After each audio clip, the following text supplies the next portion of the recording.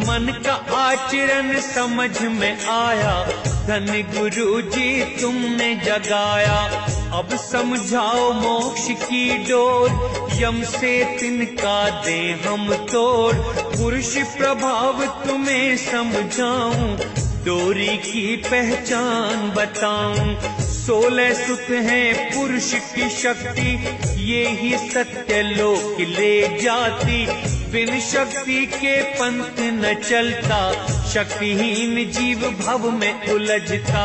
सत संतोष विवेक और ज्ञान, प्रेम भाव धीरज और मौन, दया क्षमा और शील निकर्म, त्याग वैराग्य शांति निज धर्म। करुणा कर निज जीव उबारे, सबको मित्र साही चित धारे।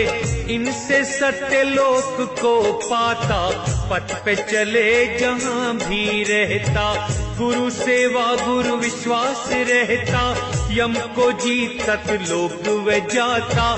संसत संग और आत्म पूजा, वेद शास्त्र कहे संतों की महिमा। गुरु समान संत को जाने, ममता मोह क्रोध को साधे। अमृत वृक्ष है प्रभु का नाम, सच्चा सहायक अविचल धाम। ये सब सद्गुण पुरुष की डोर, जाओ लोक पकड़ के छोर। पाए ना अंधा रास्ता घर की, ये सब है पहचान पंथ की। नेत्र है उसको पुरुष का नाम, इसी से जाए अपने धाम।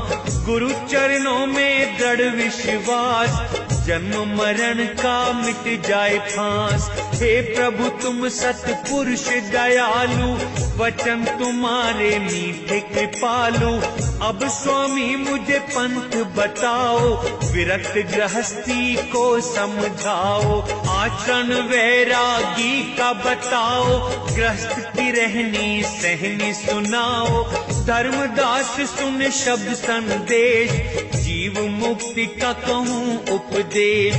वैरागी वैराग्य दृढ़ हो, गृहस्थी भक्ति भाव निपुण हो। वैरागी के नियम बताऊं, तजे अभक्ष्य ये समझाऊं। प्रेम भक्ति हृदय में राखे, द्वेष वैर चित्त में ना देखे। जीवों पे दया सदा ही रखना, मन कर्म वचन से घात न करना। शब्द पान ले मोक्ष का प्यारा, मिटे कर्म भ्रम अहम सारा। हंसा विवेक से पंथ चलावे, माला कंठी तिलक लगावे। रूखा फीका भोजन खावे, निष्दिन शब्द में ध्यान लगावे। और फिर लेवे आपका नाम, उसको भेजू अमरपुर धाम। कर्म ब्रह्म जो सबको बहाए, सार शब्द में सदा समाए। पूर्ण ब्रह्मचर्य में रहना, क्रोध कपट दिल में ना रखना। नरखान नारी को त्यागे, स्थिर रह कर शब्द में लागे। क्रोध कपट सबको ही बहावे, क्षमा की शीतल गंगा नहावे। प्रसन्न मुख और निपुण भजन में, शीतल मग्न हो प्रभु प्रेम में। राजा प्रजा या साहूकार, किसी का ना रहे वो ताबेदार। मन में नाम की लहर जगाए, अजपा जाप में लगन लगाए। स्वयं को पाप कर्म से बचावे, वही वैरागी प्रभु को पावे।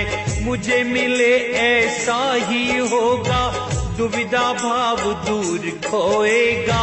गुरु चरणों में प्रीत लगाई, छोड़े भ्रम कपट चतुराई। गुरु आज्ञा जो समझता रहता, काल न उसका हाथ पकड़ता। सद्गुरु का विश्वास माने, प्रभु समान गुरु को जाने। गुरु सेवा से सब सुख आवे, गुरु विमुख भव पार न पावे। जैसे चंद्र कुमुदुनी प्रेम, गुरु शिष्य में भी ऐसा ही नेम। ऐसी रहनी रहे वैरागी, जिसे गुरु प्रेम वही अनुरागी। गृहस्थ की भक्ति सुनो धर्मदास, जिससे कटेगी यम की फांस। नीच स्वभाव को सदा दूर करे, जीवों के हित सदा दया करे।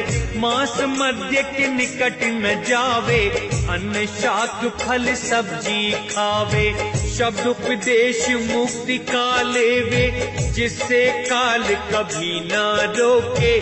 कंठी बांधे तिलक लगाए, गुरुवाणी हृदय में बसाए।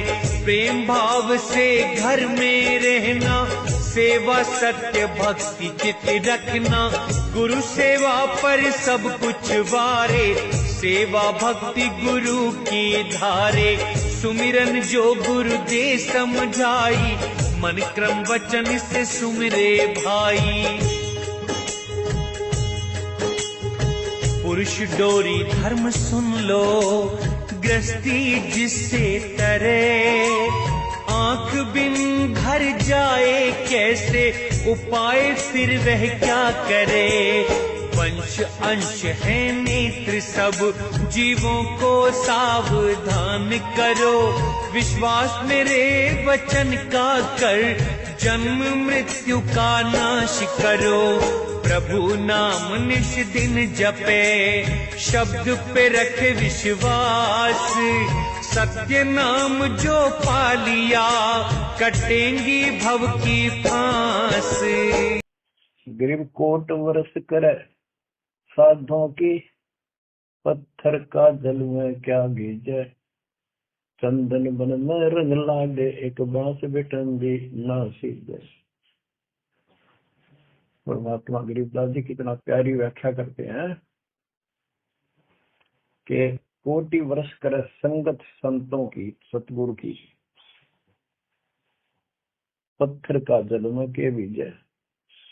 पत्थर को पानी में डाल दो कितने में, और 100 वर्ष के बाद निकाल लो, उसका कभी असर नहीं। उसको एक दूसरे के साथ बिठा दो, जब आगे निकलेगी चिंगारी पाटेगी। जबकि पानी से तो सब नरम हो जाते। इसी प्रकार बताया है कि जो निकम्मी आत्मा है, पत्थर हो चुके हैं काल के बकवाद कर करके, वो सत्संग में कितने दिन रहो, उनका कभी असर नहीं हो, उन बकवाद करनी ही करनी।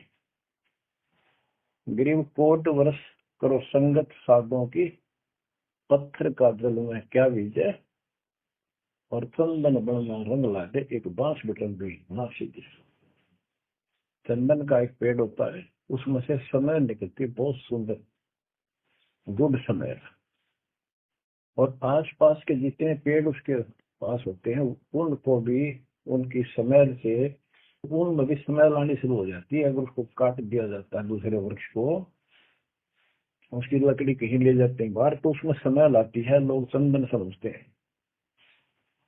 और कुछ नकली व्यापारी उनको चंदन के रूप में बेचते भी।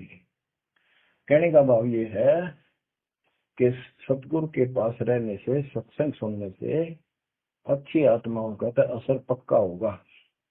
लेकिन बांस बिटम भी ना सीधे। बांस का जो होता पेड़ एक जैसा, बांस देखा आपने, ये पेड़ होता है इसका, लंबे लंबे होते, इस पे चंदन का कोई असर नहीं होता।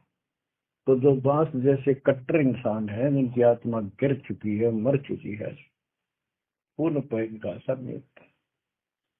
वो ऐसे लोग हैं, संगत माई कुसंगत उपजा, जैसे बल में बांस, आपा जिसके आग लगा में कर बंधखंड का विनाश।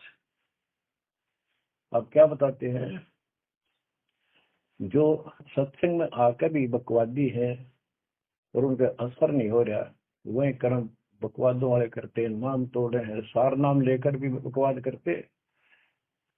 बच्चों, आप सुन रहे हो अमृत वचन, अमर ज्ञान। अब जैसे कई भक्त हैं, दिखे ऐसे हैं जैसे बहुत बड़े भगत है, बहुत निकट रहते हैं हमारे, और अंत में उनके कर्म इसे गद्दे पावे, हम सोच भी नहीं सकते। तो ये गलतियां हैं, इनको सुधारना पड़ेगा अपने। की लीला देखो, उत्तम युद्ध में मारा गया, ध्रुव को फिर वो राज मिला। ध्रुव की अपनी भी शादी हो चुकी थी और उत्तम वाली पत्नी भी ध्रुव के साथ लगाई गई। तो कहने का भाव ये है, बकवाद नहीं चले, व्यभिचार परमात्मा को कति पसंद नहीं, पर शादी विवाह कभी मना नहीं किया। ब्रह्मा विष्णु महेश तीनों शादीशुदा, और इनके उपासकों को ब्रह्मचारी रहना चाहिए। अच्छी बात है, बकवाद नहीं करनी चाहिए, लेकिन ये एक गलत धारणा बनाना अच्छी बात नहीं। डेरे डंडे खुसरो हो, खुसरे लहन मोक्ष, ध्रुव प्रहलाद उधर गए तो डेरे में क्या दोष।